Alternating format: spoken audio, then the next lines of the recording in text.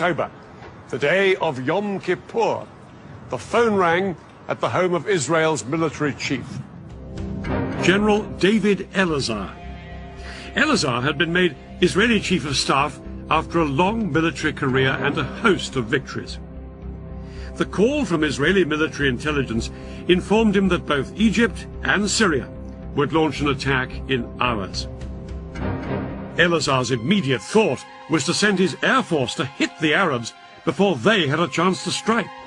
But that decision could only be taken in the halls of power by Israel's politicians, and ultimately that meant one person, Israel's Prime Minister, Golda Meir. This 75-year-old was seen as the Iron Lady of Israeli politics, but she said no to airstrikes. She argued that if Israel was to win international support after the Six-Day War, it had to be seen not as the aggressor, but the victim.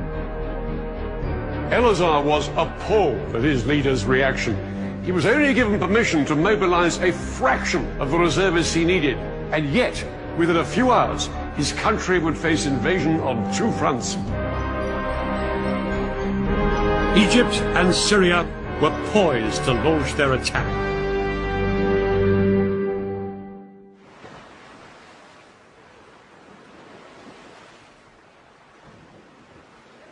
Just before 2 o'clock, the Egyptians put their part of the plan into action.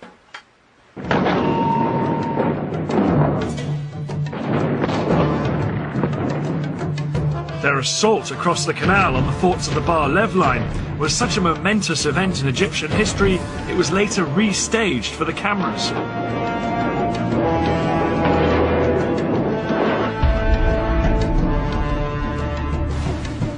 Thousands of Egypt's best-trained commandos crossed the Suez Canal in rubber dinghies. They landed on the east bank in the gaps between the forts of the Bar-Lev line. The Egyptian commandos then scrambled up the high sand ramparts. They attached rope ladders to make it easier for the soldiers following on behind them.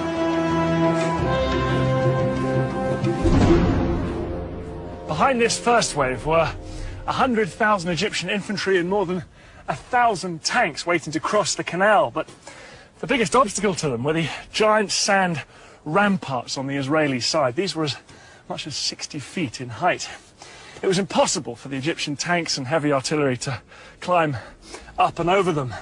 The Egyptians experimented with using dynamite to blow holes in them, but this was found to take far too long. But then one junior engineer officer had a flash of genius.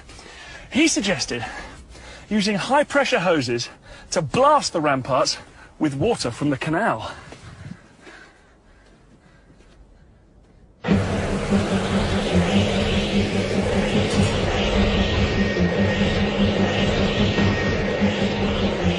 It was an extraordinary idea which would have to work if the entire Egyptian assault was to be a success. 4 hours into the attack, and with fighting raging around them, the Egyptian engineers finally broke through the ramparts, and the first tanks started to pour through. I never believed I would see the day when I was in Sinai.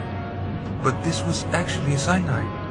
I looked back at the West Bank, and all the green on the other side, and to the east, all I could see is desert.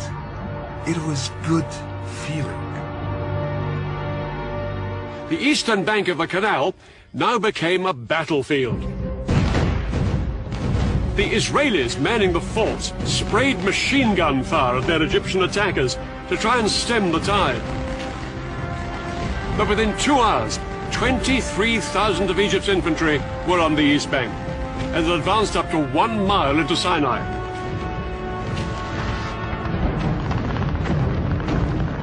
The fort was surrounded by Egyptian forces and was under constant fire. We made repeated calls for help. We fired from time to time and reported back what we saw. But mainly, we tried to keep up our morale. But the Israelis were sure that their air force would come to the rescue. The first Israeli jets were sent in at 4 p.m., flying low over the desert. But as they approached the canal, they found themselves under attack from the ground. The Egyptian SAM missiles and anti-aircraft guns caused havoc. As Israeli planes were shot down that afternoon, it soon became clear that Egypt's elaborate air defense umbrella was working.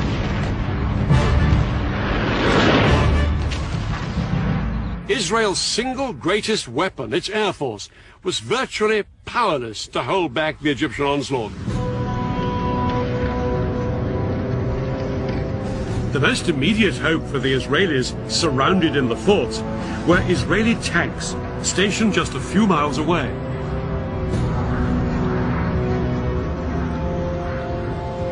The Israeli tanks raced towards the canal. They thought they'd throw the Egyptians back as easily as they had done in 1967. But as they got closer, they found themselves coming under attack from a weapon they'd never faced before.